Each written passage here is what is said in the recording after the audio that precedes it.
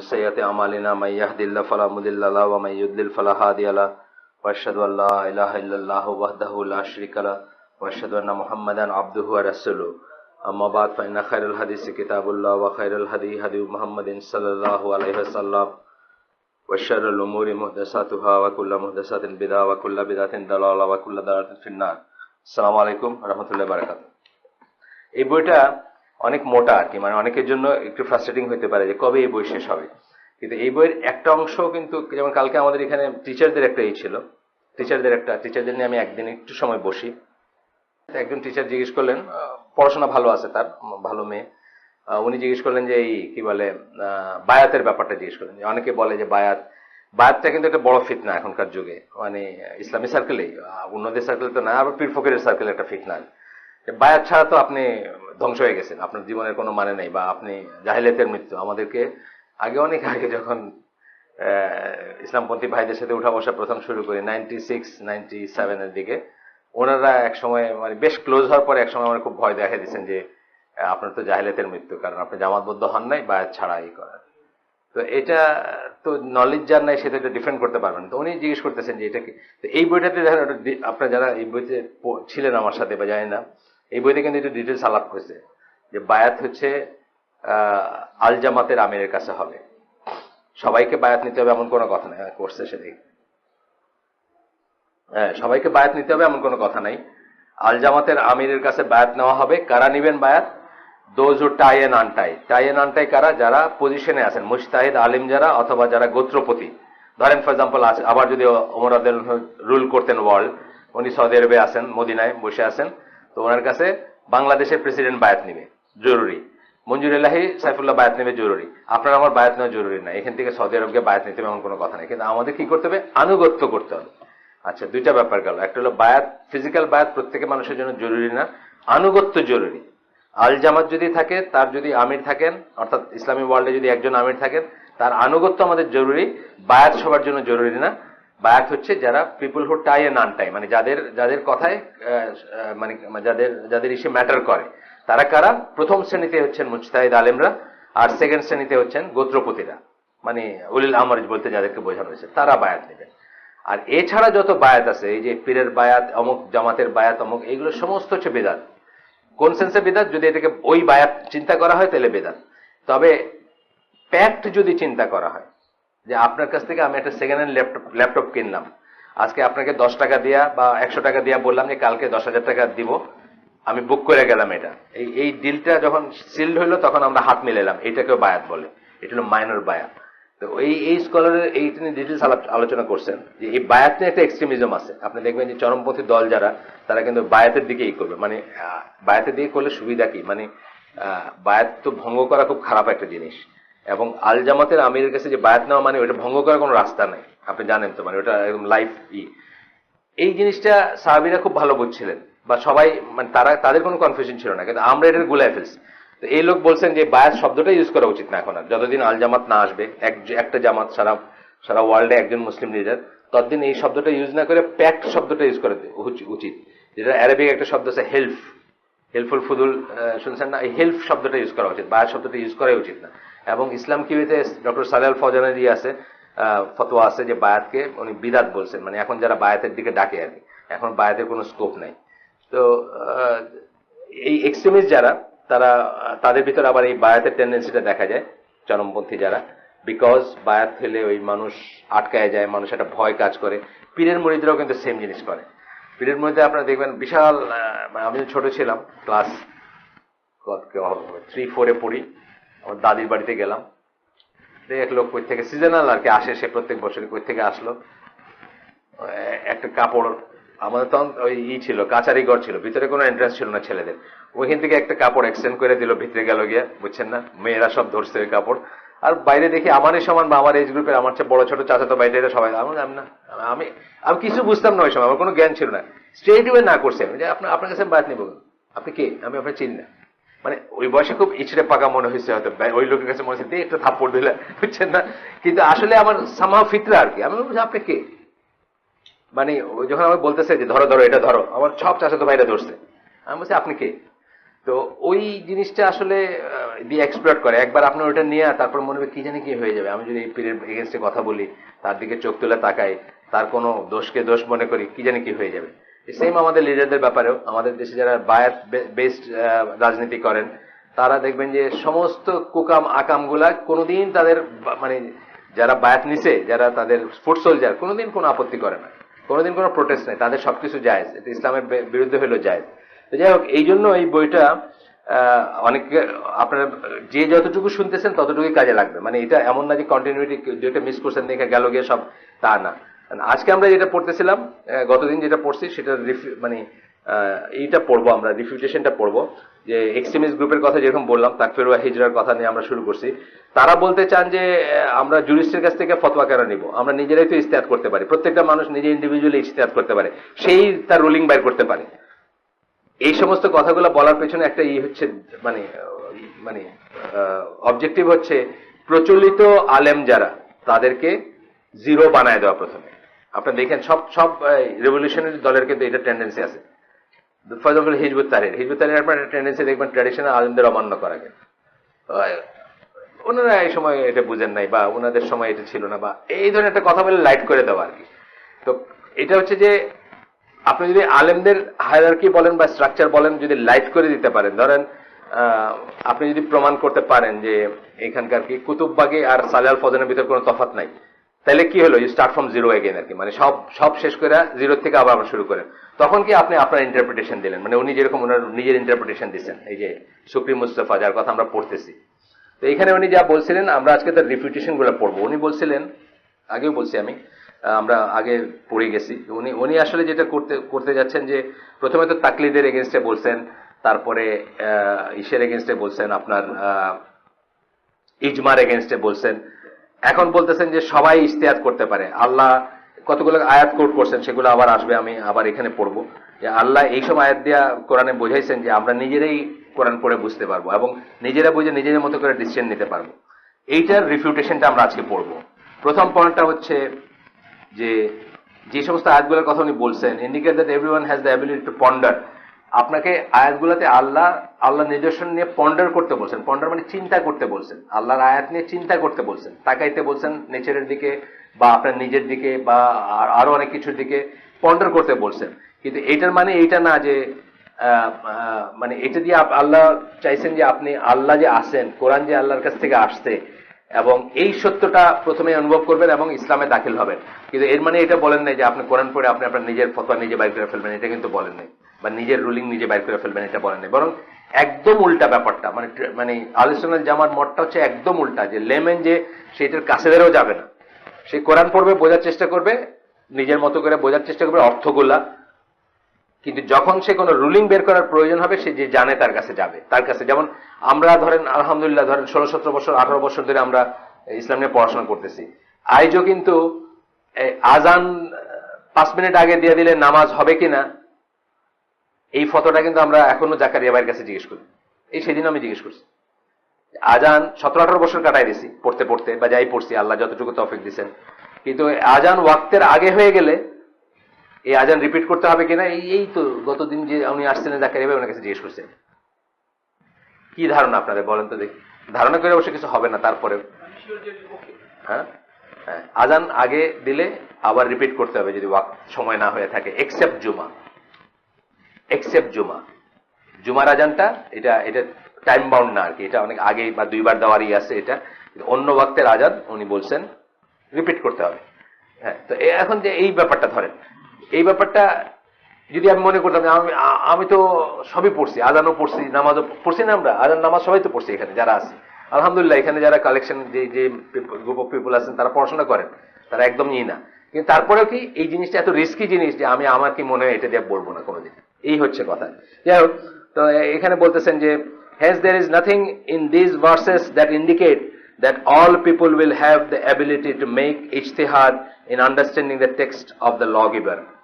আইন প্রণেতা আল্লাহ সুবহানাহু ওয়া তাআলার বোঝার জন্য সবাই যে এবিলিটি থাকবে এবং সমান এবিলিটি থাকবে, বা ওই এবিলিটিটা এনাফ হবে, এরকম কোনো ইন্ডিকেশন নাই। এরপরে একটা একটা করে রিপিট করতেছেন পয়েন্ট ওয়াইজ, যেগুলো উনি বলছেন সেগুলার ইসে। প্রথম আয়াতটা যেটা বলছিলেন, do they not ponder over Quran with care, তারা কি কোরআন নিয়ে চিন্তা ভাবনা করে না, কেয়ারফুলি চিন্তা ভাবনা করে না, বা যত্ন সহকারে বা গভীরভাবে চিন্তা করে না? Had it been from other than Allah, they would surely have found therein much discrepancy. এটা যদি আল্লাহ ছাড়া আর কার কাছে হইতো, তাহলে এর ভিতরে অনেক অসঙ্গতি থাকতো। কথা ঠিক, এই কথাতে কেউ কেউ ই করে না, কিন্তু এই কথার মানে এটা না যে আমি পন্ডার করে ওইখান থেকে ফতোয়া বের করে ফেলবো, এটা কিন্তু একবারও বলা হয়নি। এইটা রিফিউট করতেছেন এখানে, the meaning of the words of meaning of Allah's words, এই যে এই কথাগুলা যেটা আমরা পড়লাম এখন, ইজ, এটার মানে হচ্ছে, do not the schemers ponder, schemers কারা, ষড়যন্ত্রকারী যারা, ponder over the things other than what you say to them O Muhammad as the book of Allah, they would then know the proof of Allah against them concerning obeying you and following your command. আসলে কি এখানে কি কিসের প্রতি appeal করা হচ্ছে? আপনি মুসলিম হবেন সেটার প্রতি অ্যাপিল করা হচ্ছে। মানে আপনি যদি এগুলো নিয়ে চিন্তা করতেন, তাহলে আপনি বুঝতেন যে এটা আল্লাহর থেকে আসছে, এবং তখন আপনি এর কাছে সারেন্ডার করতেন। কিন্তু তার মানে এটা যে আপনি ফতোয়া বের করতে পারতেন। What you are presenting them is a revelation গেল, এটা হচ্ছে ইসের তাবারির ইসে আসছে এই আয়াতের তফসির করতে গিয়ে জারির তাবারি উনি আপনি জানেন তাবারির তফসিরটা হচ্ছে পৃথিবীর প্রথম কম্পাইল তফসির, মানে একসাথে এই করা তফসির। এছাড়া আমরা যারা এগুলো পাই, এগুলো ছড়ানো ছিটানো পাই, হয়তো 2টা আয়াত পাই, 5টা আয়াত নাই, বা যেটা থেকে মনে করছেন। যেমন ইবনে আব্বাসের তফসির আপনারা attafsir.com বলে একটা আছে, জর্ডানিয়ান ওয়েবসাইট, জর্ডানিয়ান গভর্নমেন্টের, সেখানে পাবেন মানে ইবনে আব্বাসের। কিন্তু দেখবেন যে আপনি একটা আয়াতের পরে হয়তো সূরা বাকারার একটা আয়াত, তারপর তো 100টা আয়াতের কোনো তফসির, যেটা উনি বলছেন না, উনি যেটা বলছেন এবং যেটা রেকর্ডেড হয়েছে সেটাই আছে। কম্পাইল তফসির হিসাবে তাবারির তফসিরটা হচ্ছে প্রথম, রাফলি অ্যাবাউট 200 বছর পরে, রাসূল সাল্লাল্লাহু আলাইহি ওয়াসাল্লামের মানে মৃত্যু 200 বছর পরে, বা 9th সেঞ্চুরি, যেটা আল্লাহ রাসূল তো 7th সেঞ্চুরি বলি আমরা, 9th সেঞ্চুরি কোন একটা সময়ের এটা ওনার এটা 9th অথবা 8th সেঞ্চুরি, এরকম মানে রাফলি 200 বছর পরে। এক্স্যাক্টলি যদি আপনি জানতে চান আমরা বলতে পারবো পরে এক সময়। আচ্ছা, এখন কি বলতেছেন, আরেকটা আয়াত প্রেজেন্ট করেন কি ওনারা বলেন, যেটা দিয়ে বলেন, কে বলেন, তাকফির ওয়া হিজরার আমির যিনি ছিলেন শুকরি মুস্তাফা।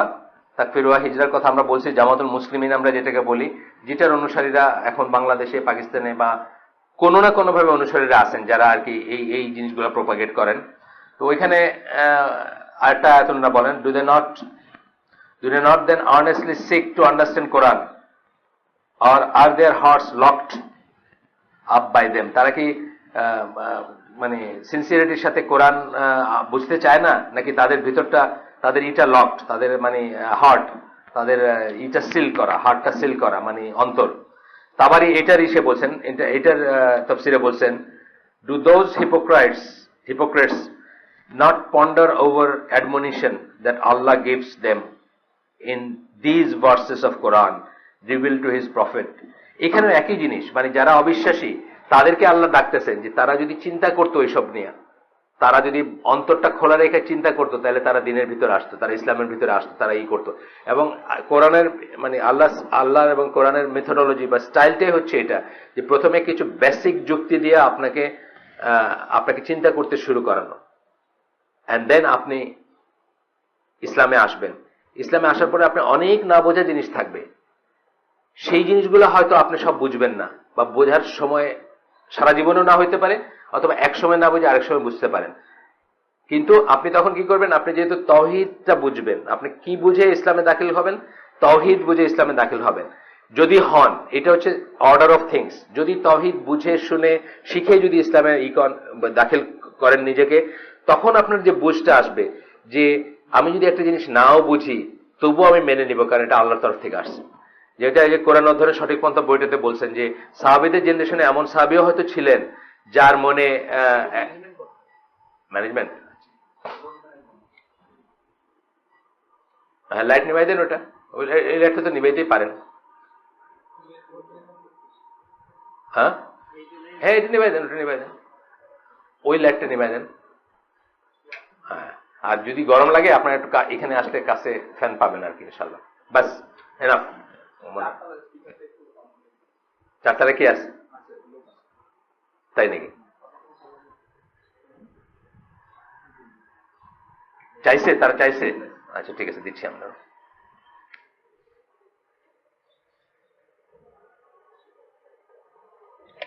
ঠিক আছে, তো একবার যখন ইসলামে দাখিল হইলেন, তহিদ বেসড হয়ে যদি হয়, তো ওই কোরআন অধ্যয়নের সঠিক পথে বলছেন এই কথাটা, জামাল যারা বোঝো, যে তখন কিন্তু সাহাবীদের ভিতরে এমন কেউ ছিলেন যার হয়তো মনে হয়েছে যে একটা 6 মাসের বাচ্চা মরে গেল, যে বাচ্চাটা তো জীবনটা দেখলোই না, দুনিয়াটা দেখলোই না, তার কি দোষ ছিল, এই প্রশ্নগুলো হয়তো আসছে। কিন্তু পরমুহূর্তে তাদের তহিদের বুঝ যেহেতু খুব সলিড ছিল, তারা মনে করছেন যে আল্লাহই তার সবচেয়ে ভালো অভিভাবক, আল্লাহর মার্সি এবং আল্লাহর জাস্টিস আমাদের চেয়ে অনেক বেশি, সুতরাং আল্লাহ যেটা তার জন্য প্রপার মনে করছেন, ভালো মনে করছেন, সেটাই হয়েছে, এবং এটা নিয়ে আমাদের না জানলেও চলবে। বুঝছেন না? এই যে সারেন্ডার করার এটা আসবে যখন আপনি তহিদ বেস নলেজ নিয়ে ইসলামে দাখিল হবেন। এটা আনফর্চুনেটলি আমাদের অনেকেরই নাই। আমরা তো আগে মুসলমান, গরু খাওয়া মুসলমান, বাপের ঘরে মুসলমান, তারপরে একটু একটু করে চিন্তা করতে শুরু করছে। কিন্তু তহিদ বেস আসলে এই জন্য ওই দিন আমাকে একটা ছেলের কাছে নিয়ে গেছিল, ছেলেটা নাস্তিক হয়ে গেছে, স্কলাস্টিকায় পড়তো, বাপ মা আমাদেরই এক দিনী ভাইয়ের ভাগিনা হয়। আমার দিনী ভাইটা খুব ভালো, গ্রামীণে চাকরি করে, বড় চাকরি করে, কিন্তু খুবই এক্লাস সহকারে সে করে, তার আপন ভাগনা।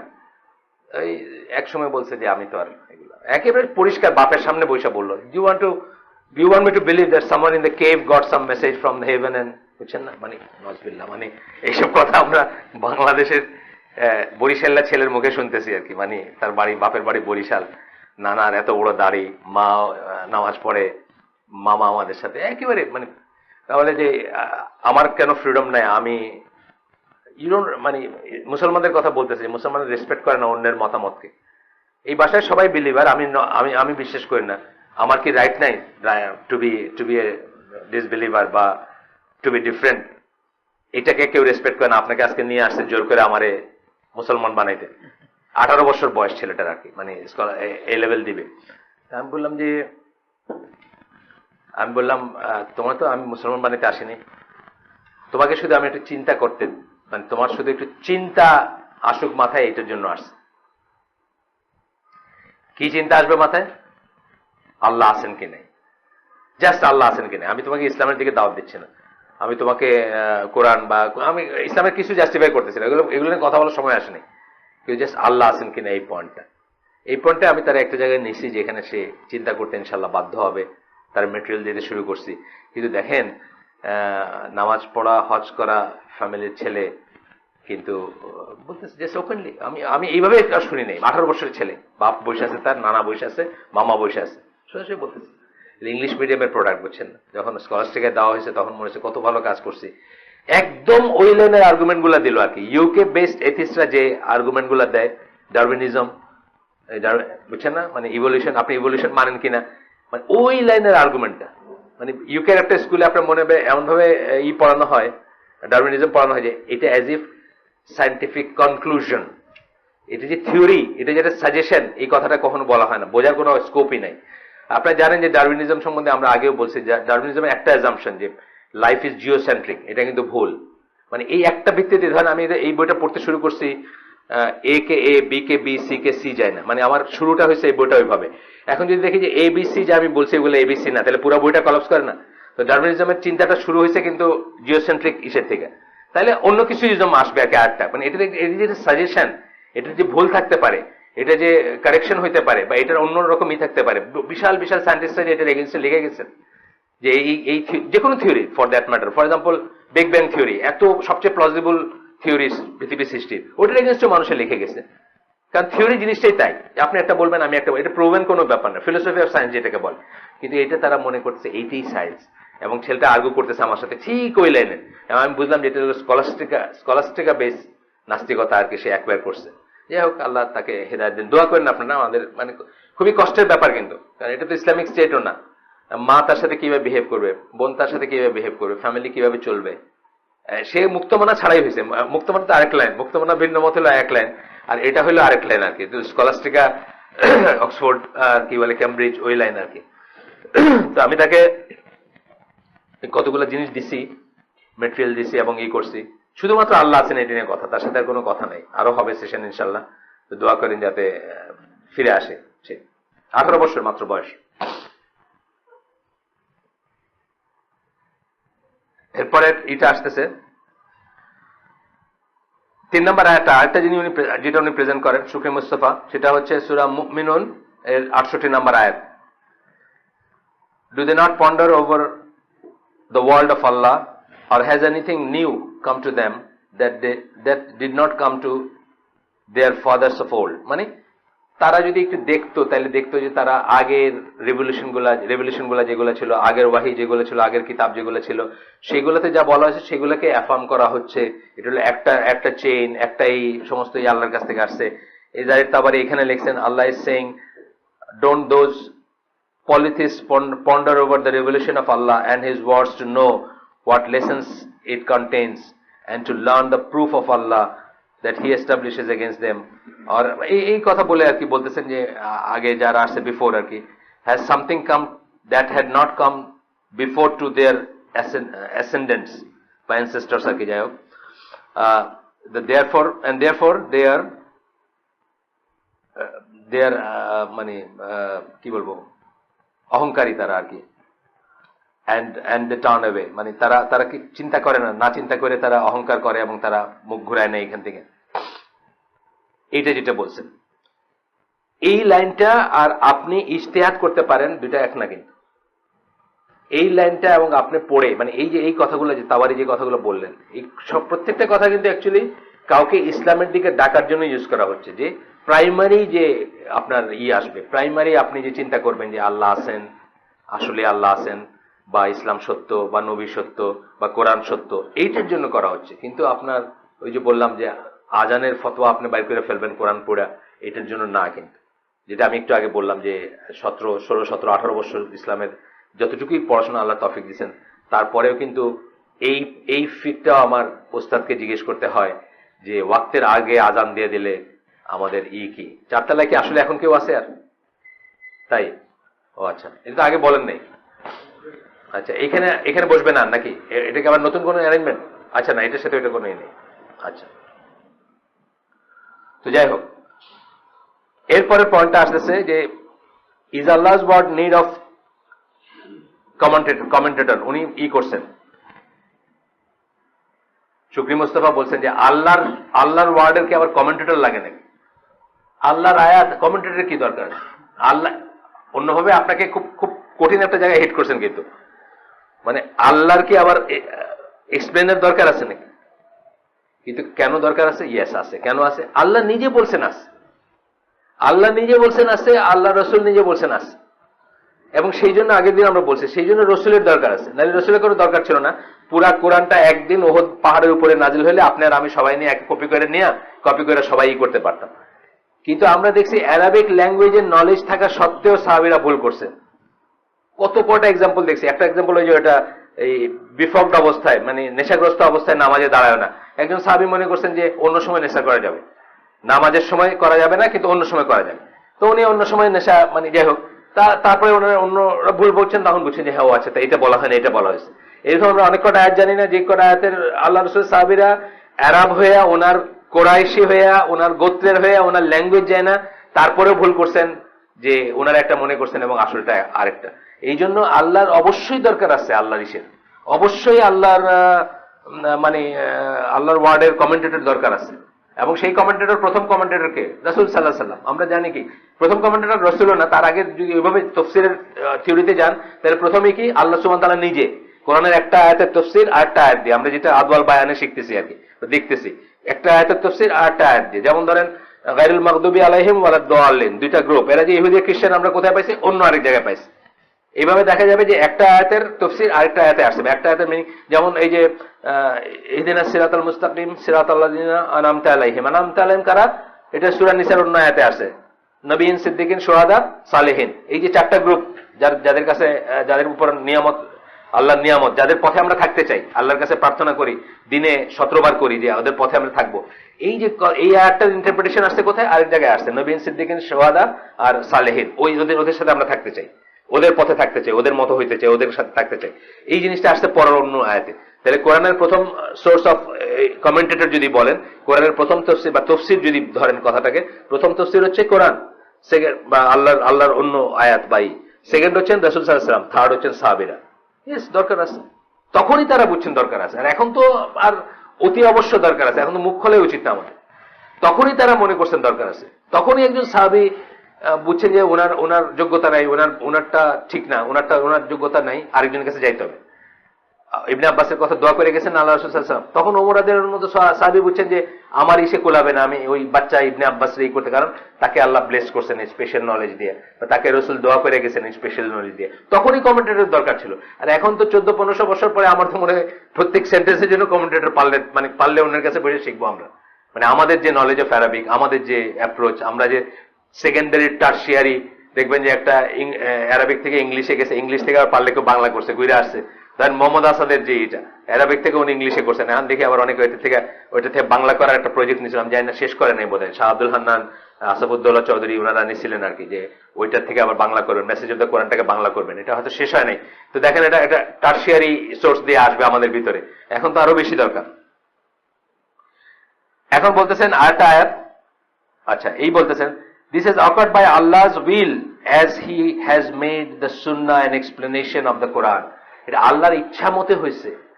এই কথা বললে আপনি আমার ভয় দেখাই দিতেছেন যে আল্লাহর কি কমেন্টেটরের দরকার আছে নাকি? ভয় লাগে, কিন্তু আমার বুকে একটা ভয় লাগবে না, আসলে সত্যি কথা, কিন্তু এটা আল্লাহ করে দিছে, কারণ আল্লাহর ল্যাঙ্গুয়েজটাই এমন, আল্লাহ হিউম্যান ল্যাঙ্গুয়েজে কথা বলছেন, আমাদের ল্যাঙ্গুয়েজে আমাদের মতো করে কথা বলছেন, তথাপি আমাদের বুঝতে এবং প্র্যাকটিস করতে যে অসুবিধা হবে এই জন্য রসুলকে পাঠাইছে, বোঝাইতে এবং প্র্যাকটিস করায় দেখাই দিতে, শুধু বোঝানো না।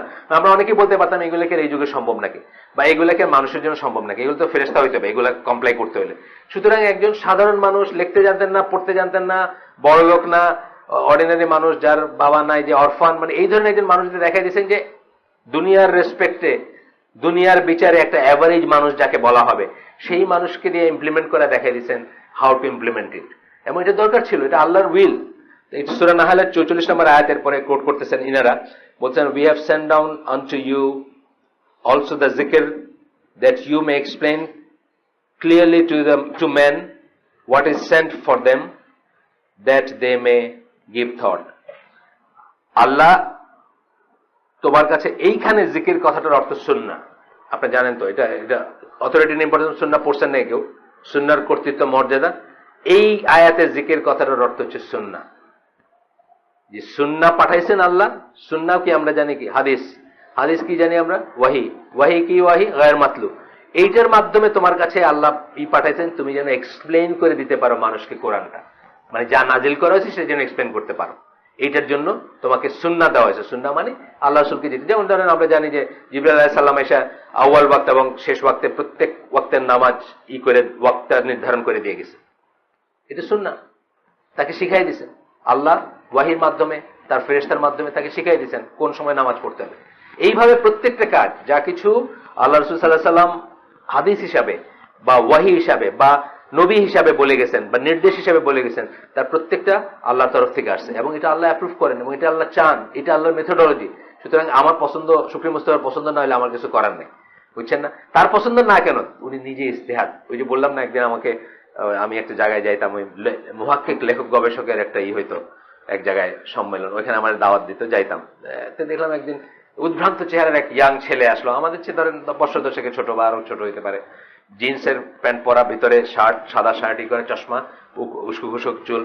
আইসে ওখানে সব মুরব্বীরা বসে আছেন, বড় বড়, মানে যারা লেখেন টেখেন যারা, আপনার খুলে দেন ইজতিহাদের দরজা খুলে দেন। এটা মানে হলো ওনারা ইজতিহাদ করতে দিতে হবে আর কি, বুঝছেন না? মানে আব্দুল্লাহ জাহাঙ্গীর ছিলেন এখানে ওই দিন, ওই পার্টিকুলার দিন আব্দুল্লাহ জাহাঙ্গীর ছিলেন, মঞ্জুর এলাহি ছিলেন, আরো ছিলেন আর কি বড় রাখেন। আপনারা ইজতিহাদের দরজা খুলে দেন কেন? ওইটা উনি ডাক্তার সাহেব বাই প্রফেশন আর কি, ওনাদের থিঙ্ক ট্যাঙ্কের, নতুন করে থিঙ্ক ট্যাঙ্কে মানে তখন উনি সংযোজিত হচ্ছেন আর কি। উনি একজন অথরিটি, ওনাকে আর কি ওনারা পালতেছেন, একটা অফিস টফিস কোথায় জানি করে দিয়েছেন ইয়াং মানুষদেরকে দাওয়াত দেওয়ার জন্য। তো ইজতিহাদের দরজা খুলে দেন, অর্থাৎ উনি ইজতিহাদ করতে পারবেন না। এই শুকরি মুস্তাফা ঠিক সেম লাইনটা, উনি ইজতিহাদ করতে পারবেন, এবং উনি ইজতিহাদ করে আপনি কি বলবেন যে না, তাগুতের কাছে বিচার চাওয়া যায় না। যেটা মানে বিশাল বিশাল ফিতনা আর কি এখানে, যে আপনার মসজিদ ভেঙে দিতেছে কিন্তু আপনি কোর্টে যেতে পারবেন না, কারণ কোর্ট হলো তাগুত। এই ধরনের এই লাইনের যে এইগুলো আর কি, যে তাগুতের চাকরি যে করে সেও তাগুত, তাগুতের চাকরি যে করে সেই তাগুত, সেও তাগুত। তো সুতরাং আমাদের এখানে আমার ওয়াইফের পরিচিত এক ডিসি ওয়াইফ, তার সাথে থাকতেন না আর কি, তখন বলছি আপনার গল্প বোধ, তার সাথে থাকতেন না। মেয়ে মানে কম বয়সের মেয়ের বিয়ে দিয়ে উনি মেয়ের সাথে জামাইরে নিয়ে মাহরাম বানায় আসেন, কিন্তু হাজবেন্ডের সাথে থাকেন না। আমার ওয়াইফের সাথে যখন দেখালো, আমার ওয়াইফ বললো এটা কি করছেন আপনি, তো কত বছর 2 বছর হয়েছে বা মানে সামথিং আর কি, মানে এরকম বড় একটা সময় থাকেন না, যে প্রত্যেক দিন ফেরেশতারা আপনার উপর লানত করছেন because you are still married. তারই বাসায় থাকতেছে, কিন্তু তারই কিনে দেওয়া বা তারই বাসায় থাকতেছে, কিন্তু তার সাথে থাকতেছে না। যে আপনি তো আপনার তো খোলা নেওয়া উচিত, আপনি যদি তাই মনে করেন বা ডিভোর্স করা উচিত, আপনি তাকে শেষ পর্যন্ত হাজবেন্ডের কাছে ফিরে গেছেন। এই যে ফিতনাগুলো, এগুলো আসছে কি এই ইশতেহার, আপনার ইশতেহার যার যার ইশতেহার তার শেষে করতেছে। আমার মনে হয়েছে যে হ্যাঁ তাগুতের চাকরি দিছি, সেও তাগুত, সে তাগুত যদি হয়, তার সাথে তো আমার কোনো বিয়ের ব্যাপার নেই, সুতরাং আমি আলাদা, মানে কত রকম কমপ্লিকেটেড ব্যাপার, বুঝছেন না? এবং কত কোটা অন্যায় একসাথে আসতেছে, কম বয়সে একটা মেয়েরে মানে উল্টা সিধা বিয়ে দেওয়া, তারপরে নিজে আলাদা থাকা, তারপরে হাজবেন্ড ডিনাই করা, মানে চেইন অফ কমপ্লিকেটেড ইস্যুজ আসতেছে বিকজ আমি মুস্তাহিদ। ওই যে বলেন না, মুস্তাহিদ রহিমাহুল্লাহ বলেন, উনি মাঝে মাঝে বাংলাদেশ সবাই মুস্তাহিদ হয়ে গেছে। কল এটা কেটে গেছে, হ্যাঁ ঠিক আছে, কেটে গেছিল বোধ। তো আল্লাহর word is in need of explanation. কেন? আল্লাহ বলছেন, সেই আল্লাহ বলছেন। এরই আগের আয়াতটা, এটা 44 নম্বর আয়াত পড়লাম, 43 নম্বর আয়াতে আল্লাহ বলছেন যে যদি তোমরা না বুঝো তাহলে যারা বুঝে তাদের কাছে যাও। সিম্পল কথা হচ্ছে এটা, যারা বুঝে, যারা এটার উপর এক্সপার্ট, তাদের কাছে যাও। The role of the scholars is not simply to explain the wording of the text. They also study the texts that seem to be conflicting and they explain how they are not contradictory. তারা কি করবে? শুধু খালি আপনাকে অর্থ বলে দিতেছে, explain করে তা না। অনেক সময় আমরা অনেকেই মনে করি কোরআনে এটার সাথে কন্ট্রাডিক্টরি, অনেক এই প্রশ্ন আসে কিন্তু অনেক। আল্লাহ এখানে একটা সিম্পল কথা বলি আমি, যেমন ফামাইয়ামাল মিসকালা যারাতিন খায়রান ইয়ারা, এই যে আয়াতটা, মানে অ্যাটম পরিমাণ যে করবে আল্লাহ তাকে তার প্রতিফল দিবেন, অ্যাটম পরিমাণ খারাপ জিনিস যে করবে তারও ফল পাবে। এখানে কি বোঝা যাচ্ছে? যে আপনার সমস্ত এন্ড, আপনার সমস্ত ব্যাপারগুলো আসবে কি থেকে? আপনার কাজ থেকে, আপনার চেষ্টা থেকে, আপনার মানে সৎ কাজ অসৎ কাজ থেকে আসবে। কিন্তু অন্য জায়গায় দেখেন আপনি আল্লাহ বলতেছেন যাকে ইচ্ছে তাকে হেদায়েত দেয়। তাহলে কি দাঁড়াইলো? কন্ট্রাডিক্টরি হয়ে গেল না? এটা কিন্তু একটা বড় কন্ট্রাডিকশন, জানেন তো? মানে এইটা নিয়ে বহু মানুষ কিন্তু পথভ্রষ্ট হয়ে গেছে, এই একটা পয়েন্ট নিয়ে, যে তাইলে কি আমি যা করলাম তার উপর আমার আজর, আমি যা করলাম তার উপর আমার রেজাল্ট, আমি যা করলাম তার উপর আমার প্রাপ্তি, নাকি আল্লাহ বলতেছেন আল্লাহ যাকে ইচ্ছে তাকে দেন?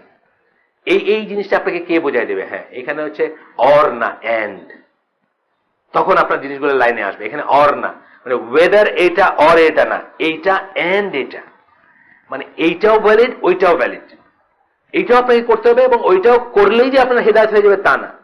তথাপি আপনি কিন্তু আল্লাহ যাকে ইচ্ছে তাকে হেদায়েত দিবেন, আপনি চেষ্টা করবেন। যেমন আমল, রাসূল সাল্লাল্লাহু আলাইহি ওয়াসাল্লাম যে হাদিসটা ওই মজলিসে কালকে বললাম, যে আমল, শুধু আমল দিয়ে, আল্লাহ রাসূলকে জিজ্ঞেস করছে, আল্লাহ রাসূল আমিও না, শুধু আমল দিয়ে will not make it two জান্নাহ, কেউ জান্নাতে যাব না যদি আল্লাহর মার্সি না থাকে। তাইলে কি আমল আমরা করবো, অবশ্যই লাগবে আমল, কিন্তু এট দ্য সেম টাইম যাকে ইচ্ছা তাকে আল্লাহ দয়া করবেন বা করবেন, মানে দুইটা এন্ড অর না। আল্লাহর ইচ্ছাটা হচ্ছে চূড়ান্ত ব্যাপার, আল্লাহর ইচ্ছা না থাকলে আমাদের চেষ্টা দিয়ে আমরা কোথাও গিয়ে যেতে পারবো না বা কিছু হবে না আমাদের।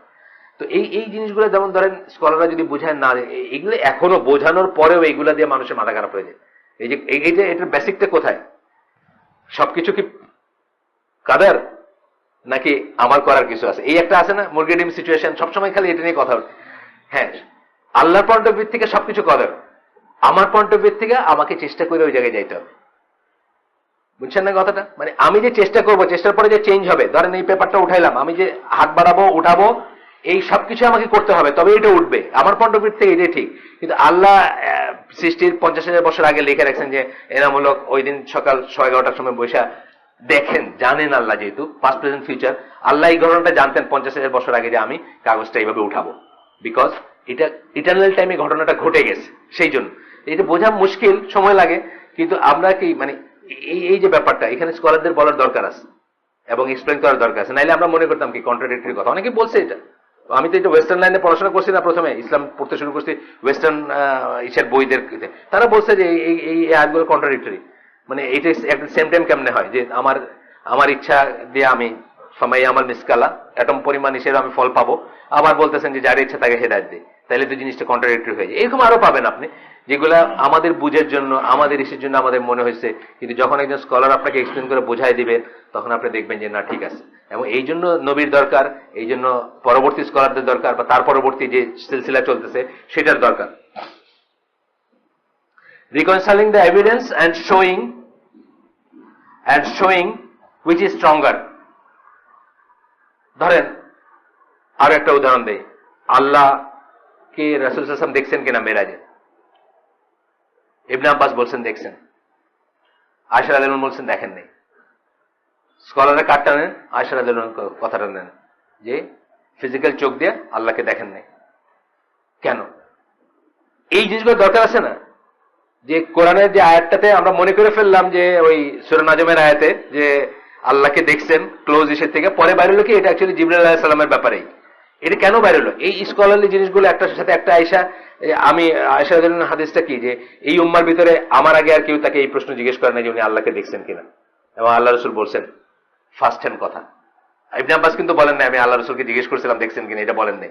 উনি বলতেছেন আমি জিজ্ঞেস করছি, এবং উনি ট্রাস্টওয়ার্দি ছিলেন, এবং উনি মানে আলিমা ছিলেন, বা ওনার কাছে বহু বহু রথী মহারথী সকল যারা তারা যাইতেন আর কি, বড় বড় লোকরা যাইতেন জানতে, একটা কথা জানতে, একটা জিনিস শুনতে। উনি বলতেছেন আমি ফার্স্ট হ্যান্ড জিজ্ঞেস করছি, এবং আল্লাহ রসুল বলছেন না দেখেন নাই। How can I see Allah because Allah is light, এই ধরনের কথাটা আর কি। শেষ হয়ে গেল কথা। এই যে সমন্বয়গুলা, এগুলো যদি না থাকতো আপনি আমি আজকে কোথায় থাকতাম?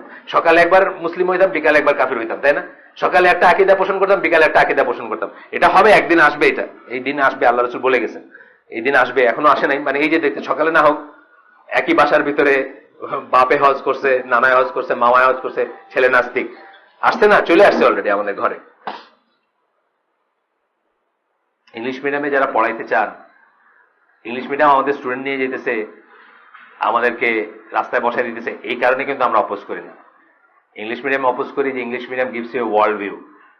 ইংলিশ মিডিয়াম শুধুমাত্র শিক্ষা দেয় না, একটা জীবন ব্যবস্থার স্বপ্ন দেখায় আপনাকে, যে স্বপ্নটা হচ্ছে কুফারের স্বপ্ন, এবং ওইটা মাথা থেকে বাইর করা মানে অলমোস্ট অসম্ভব আর কি। এটা আমরা আমাদের এক্সপিরিয়েন্স থেকে দেখছি, আমাদের ফ্যামিলিতে আছে ইংলিশ মিডিয়াম, বা আমাদের বন্ধুদের ভিতরে আছে। এই লসটা কম্পেনসেট করা খুব ডিফিকাল্ট। সাধারণত এক্সেপশনাল থাকতে পারে, এক্সেপশন থাকতে পারে। এক্সেপশন তো ধরেন একদম খোদ মার্কিন যুক্তরাষ্ট্রের ভিতরেও আছে না, এক্সেপশন থাকতে পারে, কিন্তু সেটা অন্য জিনিস। Exception cannot be norms. Exception কখনো নর্ম হয় না, এক্সেপশন হচ্ছে এক্সেপশন যে কোনো জায়গাতে। যাই হোক, হঠাৎ মনে হলো এই নাস্তিক প্রসঙ্গে আবার মনে হলো কথাটা। The fact that Quran is in need of explanation and clarification is something concerning which there is no difference of opinion among the scholars of this nation. আমাদের উম্মার যারা স্কলার আছেন, যারা আলেম আছেন, যারা বড়, তাদের ভিতর কোন রকম দ্বিমত নাই যে কোরআন কে এক্সপ্লেন করার দরকার আছে, তাফসীর করার দরকার আছে, বোঝানোর দরকার আছে। এই জন্য দেখবেন আপনি একটা আয়াত, যারা বোধ হয় যে এইটা এই আমার কাছে আছে, কেউ চাইলে নিয়ে, সূরা ফাতিহার যে 60 ঘন্টা বোধ হয়, 60 ঘন্টা বা সূত্র, হ্যাঁ না, তাহলে আপনি পুরোটা পান নাই, তাই 27 ঘন্টা। আচ্ছা, আপনার বিসমিল্লাহির রহমানির রহিম, শুধু বিসমিল্লাহ, বাসমালা যেটাকে বলে আর কি, মানে এটাকে যখন হিসাবে বলা হয় বাসমালা বলে এটাকে, জিনিসটাকে। হ্যাঁ, বাসমালা মোহাম্মদ বিন সাল্লাল্লাহু আলাইহি ওয়াসাল্লাম 60 পৃষ্ঠা শুধু বাসমালা শুরু করলেন আর কি, সূরা ফাতিহার তাফসীর শুরু করছেন। কেন? এই দরকার আছে দেখে এটা। আপনি পুরাটা আছে আপনার কাছে 27 ঘন্টা না, 1 ঘন্টা কেন দেখেন তো আবার একটু। আমার ওয়াইফ তো বললো অনেক বেশি আর কি, দেখেন তো আপনি, এখনই দেখতে পাবেন, এখানে টাইম আছে না? ও আচ্ছা, টাইম একটা করে যোগ করতে হবে নাকি? দেখেন তো। আচ্ছা, 27 ঘন্টা আছে, 27 লিসনিং ঘন্টা যদি হয়, আচ্ছা পুরোটা না, আচ্ছা 27 ঘন্টা, 27 লিসনিং ঘন্টা হইলে আপনি বুঝতেছেন এটা কি কতটুকু? 7টা আয়াত মাত্র, 27 লিসনিং ঘন্টা আপনার, যদি আপনি, হ্যাঁ শুধু একটা 7টা আয়াতের প্রথম সূরাটা, যেটাকে আমরা ডায়লগ মনে করি আর কি সবাই। আমাদের তো আমাদের এই রুমে যারা আছি, plus average, on an average Muslim পরিবারে যারা জন্মগ্রহণ করছে, হয়তো 90% মানুষ মোটামুটি ভাবে এটার অর্থটা জানে, মোটামুটি ভাবে জানে। কারণ এটা কবিতা ছলেও আমরা শিখছি। ওই যে সত্যেন্দ্রনাথ দত্তের ছিল না, আমাদের ছিল, কবিতা ছিল, অনন্ত অসীম প্রেমময় তুমি বিচার দিনের স্বামী, পড়ছেন না? আমাদের ছিল হিন্দু লোকের করা, মানে হিন্দু লোকরাও এইভাবে করছে আর কি ট্রান্সলেশন। যাই হোক, তো এখন মানে কথা হচ্ছে যে এই সূরাটারও 27 লিসনিং আওয়ার তফসির হয়। আর রিডিং আওয়ার বলতেছি না, কিন্তু রিডিং আওয়ার হলে অনেক বেশি হতো। এটা বুঝতেছেন না? লিসনিং আওয়ার কিন্তু অনেক কম। রিডিং আওয়ার এই জিনিসটা যদি আপনি পড়তেন যা বলছেন উনি, তাহলে আপনার কতক্ষণ হতো এটা আরেকটা ব্যাপার। যেমন এই বইটা আমরা পড়তে কতদিন লাগতেছে, এই বইটার কিন্তু পুরাটা লেকচার আছে ইংরেজিতে, আপনার চাইলে করতে পারেন। এই বইটার সাবজেক্টটা পুরাটা ইংরেজিতে লেকচার আছে। যাই হোক, এরপরে বলতেছেন হি অলসো আর্গুড, কে? Shukri Mustafa, that we do not know of the good intentions, মানে আমরা কারো ইন্টেনশন সম্বন্ধে জানি না, কে কি ফতোয়া দিয়ে আমাদের কোন লাইনে নিতেছে। এইখানের কথা হচ্ছে এটা অত্যন্ত বাজে একটা কথা। ঠিক আছে, ইন্টেনশন হইতে পারে, কিন্তু আমরা কি একটু চেষ্টা যাদের আছে তারা কি বুঝবো না যে কার ইন্টেনশন কোনটা? আমরা এমনি বুঝি না। হ্যাঁ, হয়তো একটা কিছু ভিতর ঢুকে গেলে বুঝি না, অনেক দূর চলে গেলে বুঝি না। আমাদের একটা ভাই আছে, আইডেল স্কুলে পড়ছে, ঢাকা কলেজে পড়ছে, আমাদেরই ভাই, মানে সবকিছু দিক দিয়ে আমাদের মতো। সে দেওয়ানবাগের মুরিদ ছিল, এবং তার নাকি এরকম মনে হয়েছে যে কিবলাটা কাবা শরীফ নামে দেওয়ানবাগ হইলেই তো পারে, যখন সে ছিল। নওয়াজবিল্লাহ, মানে এটা হয় কারো কারো ব্যাপারে। when you are deep into that, আপনার আত্মা, মন, ইন্টেলেক্ট সব আপনি এখানে জমা রেখেছেন। সে কিন্তু আমাদের ছেলে, আমাদের যুগের, মানে শামীম হাসানদের কন্টেম্পোরারি। শামীম হাসান এবং আমার ছেলের ব্যাচ যেটা 97 বুয়েট, যেটা এই ব্যাচের সে ছেলেটা, এবং কারোর সময় ফ্যামিলি কিন্তু তার, সে কিন্তু মানে খুব নাম করে একটা ফ্যামিলির ছেলে। সে আমাকে বলতেছে যে আমার কত সময় মনে হয়েছে যে কেবলাটা কাবাটা কেবলা না হয়ে দেওয়ানবাগ হইলে তো পারে, কারণ এখানেই তো সব আছে। সে একদিন নাকি তার বাসায়, রংপুরে তার বাড়ি, রংপুরে তার বাসার ছাদে বৈশা একটা ক্যাসেট শুনতেছিল দেওয়ানবাগের। তো পরে একদিন দেওয়ানবাগ শরীফে গেছে, হি ওয়াজ পাসিং বাই, আর কোন একটা জায়গায় ওর দিকে তাকায় জাস্ট একটা কথাই বললো যে কি ক্যাসেট শোনা হয় খুব, না কি একটা বললো। মানে ও খুব হঠাৎ করে অবাক হয়ে গেছে যে আমি ক্যাসেটটা শুনছি, এটা হুজুর জানে না। মানে বুঝছেন না, মানে এটা আরো বেড়ে গেল আর কি। তখনই হয়তো মনে হয়েছে যে কেবলাটা দেওয়ানবাগ হইলে তো পারে। এইগুলা যে কতগুলা আমরা যে জিন, ডেভিলসেন জিন পড়তেছি ওইখানে, এগুলো যে কতগুলো চিপ ট্রিক, এগুলো চাইলে আপনি কাফের হয়ে যাবেন, বাট আপনিও হাসিল করতে পারেন। বা যারা করে থাকে জিন নিয়ে, এগুলো যে কোনো ব্যাপারই না যে এই সময় অমুকে পড়ছে কি এটা, বা জানা, বা এটা বলা, বা কিছু খণ্ডিত জিনিস জানা, অতীত হোক বা দূরের জিনিস জানা, এগুলো দিয়ে তো তারা করে, মানে কি বলে, মানে মানুষকে স্ট্র্যাপ করে, স্পেল বাউন্ড করে। যাই হোক, তো এখন এটা কি করবেন আপনি? মানে এইরকম ইন্টেলেক্ট যদি আপনি বন্ধ রেখে দেন, তখনই আপনি করবেন। তা না হলে ধরেন আপনি এখন যে পয়েন্টে আছেন, এখানে যারা আছেন, আপনারা বুঝবেন না যে ডক্টর সালেহ ফৌজেন একটা কথার, দেওয়ানবাগের কথার ভিতরে কোনটা সত্যি এটা বুঝবেন না। রাজারবাগের একটা কথা আর উসাইমিনের একটা কথার ভিতরে কোনটা ডিফারেন্ট আপনি বুঝবেন না। মঞ্জুর রাহের একটা কথা আর আট রশির একটা ফয়সল, শাহজাদা পীরজাদা ফয়সলের কথার ভিতরে আপনি তফাৎ বুঝবেন না। বুঝবেন, আপনার ইন্টেলেক্ট খোলা থাকলে আপনি বুঝবেন, আপনার মাথাটা খোলা থাকলে বুঝবেন। কাজে এইটা কোনো যুক্তি না যে কারকে ইন্টেনশনে বলতেছে, এটার জন্য আমি মানুষের কাছে শুনবো না, নিজে পড়ে নিজেরটা বুঝবো শুধু। এটা ছিল ওনার যুক্তি আর কি, এটা ঠিক না।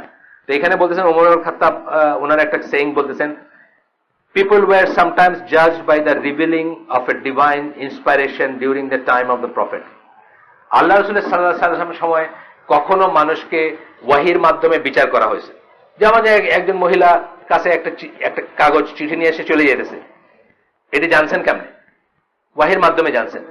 এবং ওয়াহির মাধ্যমে জানছেন বলে এত শিওর ছিলেন আলী রাদিয়াল্লাহু আনহু যে বলছেন যে তোমাকে কিন্তু স্ট্রিপ করা হবে এখন, তুমি যদি কাপড়টা বাইর করে না যাও। বা যে সাহাবীদেরকে পাঠানো হয়েছিল ওইটা কাগজটা নিয়ে আসতে, তারা কি বলছেন? তোমাকে এখন স্ট্রিপ করা হবে। কেন? যেহেতু ওয়াহির মাধ্যমে খবর আসছে, এটা সকল লজিকের এগেইনস্টে যাবে। একজন মহিলা বলতেছে না না আমার কাছে কিছু নাই, আল্লাহর কসম কিছু নাই, তথাপি বলা হচ্ছে যে তোমাকে স্ট্রিপ করে দেখানো হবে। কেন? ওয়াহির মাধ্যমে আসছে। কিন্তু ওমর রাদিয়াল্লাহু আনহু বলতেছেন আজকে ওয়াহি আর আসে না, সুতরাং আজকে আমাদেরকে মানুষকে বাইরের থেকে যেটা মনে হবে সেটাই গ্রহণ করতে হবে, সেটা দিয়ে বিচার করতে হবে। ভিতরে কি আছে এটা আমাদের বিচার্য বিষয় না। এটা মূল কথাটা হচ্ছে এটা, কার ভিতরে কি। আপনি যতক্ষণ বলতেছেন আপনি মুসলিম, আপনি মুসলিম। আপনি যতক্ষণ মসজিদে যাচ্ছেন আপনার বাহ্যিক কাজ, আপনি মুসলিম। বুঝছেন না? আমি আপনার ভিতরে ডিক করে দেখতে যাব না যে আপনার কি, কারণ ওয়াহি দরজা বন্ধ হয়ে গেছে। তখন মসজিদে যাওয়া কাউকে আল্লাহ রাসূল সাল্লাল্লাহু আলাইহি ওয়াসাল্লাম মুনাফিক জানতেন, ইয়েট কিন্তু উনি তাকে সেটা দিয়ে বারণ করেন নাই, বাট উনি জানতেন যে এই লোকটা মসজিদে গেলেও মুনাফিক। কিন্তু আমরা সেটা করতে পারবো না। এটাই বলতেছেন ওমর রাদিয়াল্লাহু আনহু আরেকভাবে, যে এখন but now that that is no longer, মানে ওয়াহি তো আর আসে না। নাও উই জাজ you by the deeds you publicly practise. পাবলিকের ভিতরে আপনার ডিড কি, আপনার কাজগুলাকে, এইটা দিয়ে আপনাকে জাজ করি আমরা। We will trust and favor the one who does good deeds in front of us. সামনে যে গুড ডিড করতেছে তাকে ট্রাস্ট করব, তাকে ফেভার করব। And we will not call him to account about what he is really doing in secret. এবং ভিতরে মানে গোপনে সে কি করতেছে এই জন্য তার জবাব দিয়ে আমরা করব না।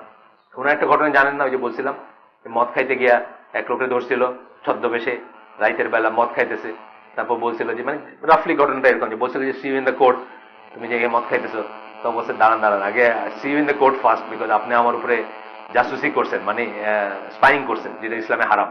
তখন উনি বলছেন ভাই তুমি ভুলে যাও, আমি ভুলে যাই, মানে তুমি আমার কিছু করবে না, আমি তোমার কিছু করবো না, এই পার্টিকুলার ইস্যুতে আর কি। ফর আল্লাহ উইল জাজ him for what, for that. সিক্রেটে যদি কেউ কিছু করে থাকে এটা আল্লাহ বিচার করবে, আমাদেরই না। এটাকে কিন্তু ওয়েস্টার্নাররা ইসলামের একটা উইকনেস বলে, কিন্তু আমি মনে করি এটা কোনো উইকনেস না। পলিটিক্যাল ফেলিউর অফ ইসলাম যে বইটা, ওইটাতে লেখছে যে এটি হচ্ছে ফেলিউর একটা কারণ, যে আমরা কতটুকু নিয়ন্ত্রণ করব। একটা লোক যদি তার রুম বন্ধ করে পর্নোগ্রাফি দেখে, আমাদের তো সেটার উপর নিয়ন্ত্রণ থাকবে না। আমরা কি করতে পারি, আমরা মার্কেটটা, সোর্স গুলো কেটে দিতে পারি। স্যাটেলাইট থাকবে না, ইন্টারনেট থাকবে না, ভিডিও আসবে না, এয়ারপোর্টে কাস্টমস থাকবে, ইয়াবাজ এরকম বন্ধ করেন, ওইভাবে করতে পারেন। কিন্তু তারপরেও যদি সে ভিতরে করে, আপনি তো এটা বন্ধ করতে পারবেন না। এইটাকে একটা উইকনেস হিসেবে দেখেছেন ওয়েস্টার্নরা, আমি মনে করি সেটা মোটেও না। কারণ সোর্স কাট অফ করলেই এটা এইসব খারাপ জিনিস নাটক আরেকটা ফর্মে তখনও ছিল, এগুলো ছিল না, নাচ গান মদ সব ছিল না তখন। মদিনার লাইফে ছিল, মক্কার লাইফে ছিল, 7th সেঞ্চুরিতে ছিল। কি দিয়ে তারা অ্যাচিভ করছেন, কি দিয়ে তারা হারমোনি আনছেন? Officially by cutting off the sources. বাকিটার জন্য ছড়াইতে পারবে না কোনোদিন, বুঝছেন না কথাটা? একটা জিনিস, ইসলামের বিধানগুলো, ইসলামের ক্রাইমগুলো কিন্তু সামাজিক ক্রাইমগুলোকে সবসময় প্রাধান্য দেওয়া হয়েছে, এবং ওইগুলাকে ক্ষমা করা হবে না। যেমন ব্যভিচার, ব্যভিচার কি একটা সামাজিক ক্রাইম। ব্যভিচারটা ইন দ্য সিক্রেট একজনের ভিতর সীমাবদ্ধ, কিন্তু ইন দ্য ওপেন যখন ছড়াই গেল এবং তখন এটা বিচার হইল না, তখন ইট বিকামস এ নর্ম এবং এটা সমাজে ছড়াই যাবে। এই জন্য শাস্তি হচ্ছে মৃত্যুদণ্ড, বুঝছেন না? তার মানে কি তখনকার দিনে কি একটা হয় নাই? হয়তো হয়েছে, কিন্তু সমাজকে নষ্ট করতে পারেনি, বুঝছেন না ব্যাপারটা? একই জিনিস ধরেন মুরতাদ হওয়া, যেটা তখনও কি দু একজন অবিশ্বাসী ছিল না? ছিল, কিন্তু এমন ভয় ছিল যে সামাজিকভাবে ছড়াইতে পারে না জিনিসটা। তার কোনো লবিং ছিল না, তার কোনো দল ছিল না, তার মুক্তমনা ছিল না, তার ভিন্নমত ছিল না, বুঝছেন না? তার জাফর ইকবাল ছিল না, মানে ওপেন কোনো ব্যাপার ছিল না, সব ছিল একজন একজন, আমি আমার এবং আমি চুপ করে বসে আছি। এইটা করে আপনি কন্ট্রোল করবেন। এর বাইরে আল্লাহ চান নাই যে আপনি গিয়া ঘরের ভিতরে ঢুকে দেখবেন যে কি করতেছেন, না, এটা চান নাই। এটা আল্লাহর সাথে বিচার, তার এটা চাওয়া হয় নাই, এটা দরকারও নাই। কিন্তু ওই বইটাতে আমি যেটার কথা বললাম, ফেলিয়ার অফ পলিটিক্যাল ইসলাম, ওইটাতে তারা বলতে চাইছে যে এই জন্যই ইসলাম কোনোদিন কন্ট্রোল করতে পারবে না, যেহেতু ইসলামের ভিতরেই এটা দেওয়া আছে যে আপনি স্পাইং করতে পারেন না, আপনার ভাইয়ের এগেইনস্টে আপনি স্পাইং করতে পারেন না, which is wrong। এটা ঠিক না। ওনার পয়েন্ট অফ ভিউ, ফ্রেঞ্চ একজন অলিভিয়ার রয়, তার নাম, ফ্রেঞ্চ যিনি লেখেন আর কি, নাম করা পলিটিক্যাল ইসলামের উপর লেখালেখি করেন।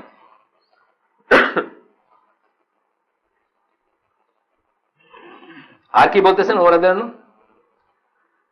যে সে সিক্রেটে কি করে, ফর আল্লাহ উইল জাজ him for that, but we will not trust or believe the one who presents to us an evil deed even if he claims that his private deeds are good. যে publicly একটা evil কিছু করে, সে যদি বলে যে privately আমি খুব ভালো ভাই, আসলে তথাপিও তারটা আমরা নিব না।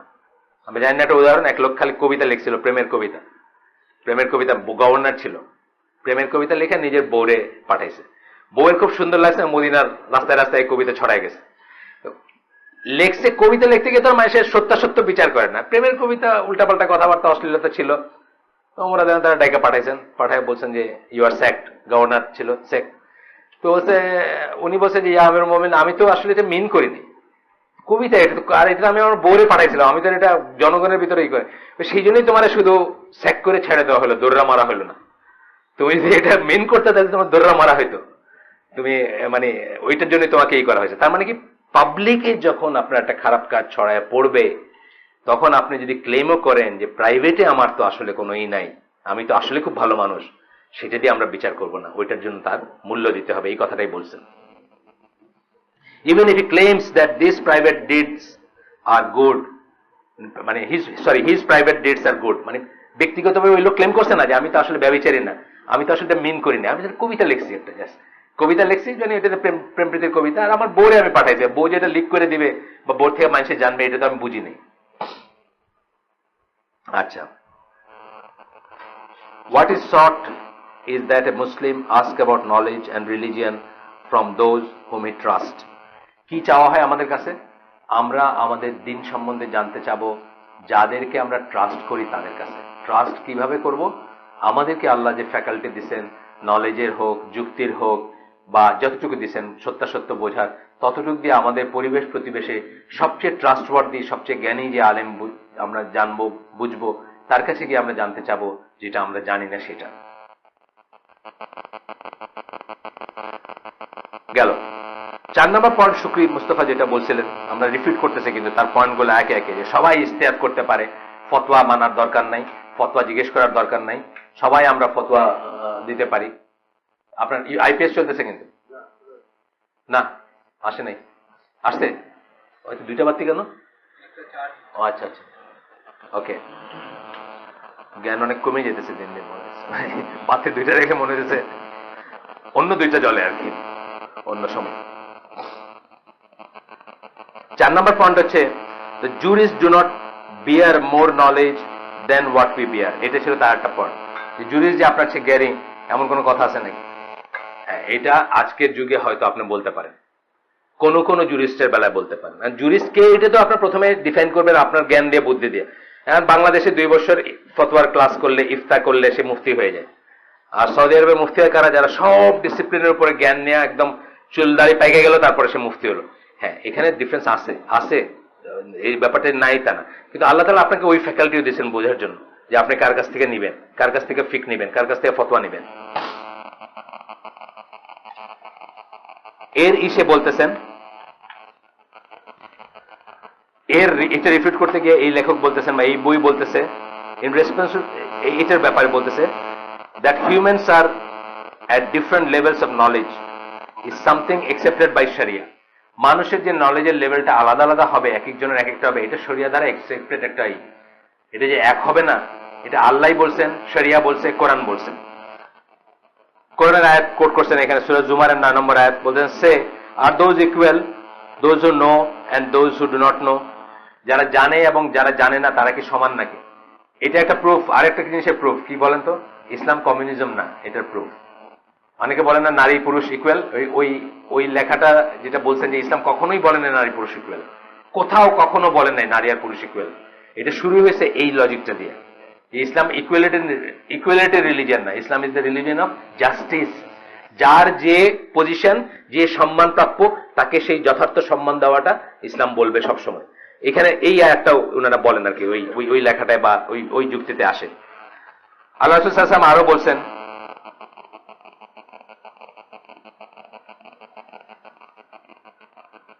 আল্লাহ রাসূল সাল্লাল্লাহু আলাইহি ওয়াসাল্লামকে শিক্ষা দিয়েছেন বলতে, সূরা তাহার 114 নম্বর আয়াত, say O my lord advance me in knowledge. নলেজের জন্য দোয়া চাইতে বলছেন, নলেজের জন্য চাইতে বলছেন, মানে এটা একটা অ্যাকোয়ার্ড জিনিস। যে কোনো অ্যাকোয়ার্ড জিনিসই, মানে ফ্যাক্টরিতে প্রডিউস জিনিস সবকটা 8 সমান, সবকটা গ্লাস সমান ফ্যাক্টরিতে প্রডিউস। আর অ্যাকোয়ার্ড করার যখন স্কোপ থাকবে, তখন এক একটা এক এক ধরনের হবে। ভালো মন্দের কথা পরে আসতেছি, আমরা বলতেছি যে লেভেলটা আলাদা হবে, দৃষ্টিভঙ্গিটা আলাদা হবে। এই যে বললাম যে ইবনে আব্বাস এবং আয়েশা রাদিয়াল্লাহু আনহা দুজনই কি আমাদের জন্য গ্রেট অনুসরণীয় ব্যক্তিত্ব না? দুজনই অনুসরণীয় ব্যক্তিত্ব, দুজনই গ্রেট। তার ভিতরেও দেখা গেছে যে ওনারা একটা পয়েন্টে ডিফার করছেন, এবং যে পয়েন্টে ডিফার করছেন ওই পয়েন্টে আমরা, ওই পার্টিকুলার পয়েন্টে আমরা আয়েশা রাদিয়াল্লাহু আনহাটা কারেক্ট মনে করি। এরকম ভাবে হবে, এই ভেরিয়েশনটা আসবে। তো সেখানে বলছেন, এটা আরো একটা আয়াত আসতেছে, এই যে আয়াতটা সবচেয়ে বড় দলিল, যে আমরা যে স্কলারদের কাছে যাব, আমরা যে তাফসীরকারদের কাছে যাব, আমরা যে ফতোয়া জিজ্ঞেস করব, আমরা যে মানুষের কাছে জিজ্ঞেস করব, and even by extension limited তাকলিদ, যে আমরা যে পড়ছি গত কয়েকদিন ধরে পড়লাম না, লিমিটেড তাকলিদ যে পারমিটেড, এটার একটা হচ্ছে আস দ্য পিপল অফ জিকির if you do not know. এখানে জিকির মানে কোরআন বোঝানো হয়েছে এই পার্টিকুলার জায়গায়, অথবা নলেজ বোঝানো হয়েছে বা রিমাইন্ডার, যাই হোক। কোরআনের জ্ঞান যাদের আছে তাদেরকে জিজ্ঞেস করার কথা বলা হয়েছে। এরপরে বলতেছেন, যে যারা নলেজে, যাদের নলেজটা খুব ডিপ বা যাদের কমপ্লিট নলেজ বা কমপ্লিটই, তাদেরকে আল্লাহ ডিস্টিংগুইশ করেন। সূরা নিসার 162 নম্বর আয়াত বলছেন, but those among them who are well grounded in knowledge and the believers believe in what has been revealed to you and what was revealed before you, especially who establish regular prayer and practice regular charity and believe in Allah and in the last day. এই আয়াতটা বলার উদ্দেশ্য একটাই, যে আল্লাহ এই ডিফারেন্সিয়েটটা করছেন। আল্লাহ তার বান্দা হিসেবে আমরা সবাই ইকুয়াল তার সামনে। কোন রেসপেক্টে ইকুয়াল? ইউনিট অফ হিউম্যানিটি হিসাবে ইকুয়াল। আমরা যদি সবাই নামাজ, রোজা, হজ, জাকাত সবকিছু দিয়ে যদি মোটামুটি ধরেন যে মুসলিম হওয়ার কথা আল্লাহ বলছেন সেই মুসলিম হই, ইউনিট হিসাবে আমরা হয়তো সব ইকুয়াল, কিন্তু নলেজের দিকে যখন যাবে তখন আমরা ইকুয়াল না। কারণ আল্লাহ এক একজনকে এক এক ধরনের নলেজ দিচ্ছেন, এবং নলেজটা পার্ট অফ কাদার, পার্ট অফ আপনার পায়েটি। মানে আপনার নলেজ যার তার হবে না। নলেজের প্রথমেই হচ্ছে যে আপনি গুনাহ ত্যাগ করবেন এবং গুনাহ ছাড়বেন, তবেই আপনার ভিতর নলেজ প্রবেশ করবে, ইত্যাদি ইত্যাদি আর অনেক কথা আছে। তাইলে এটা সবার যে ইকুয়াল হবে এমন কোনো কথা নেই।